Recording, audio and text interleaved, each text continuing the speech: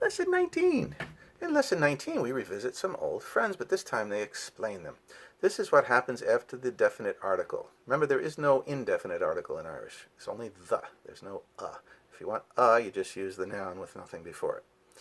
So, an taran, the bread. The T dash prefix before a vowel happens on a masculine noun. Remember, there are masculine and feminine nouns in Irish.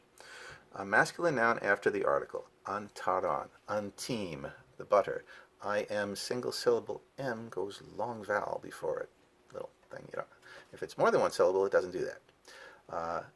Antuchter, the cream. Now then we get antuv, which is the TS phenomenon, and that happens on feminine nouns if it's the S is before a vowel or before, I think it's S, R, and L.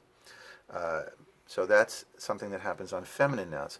On quiche, the cake, nothing happens there because it's a masculine noun after the article, so nothing happens unless it's before a vowel, right?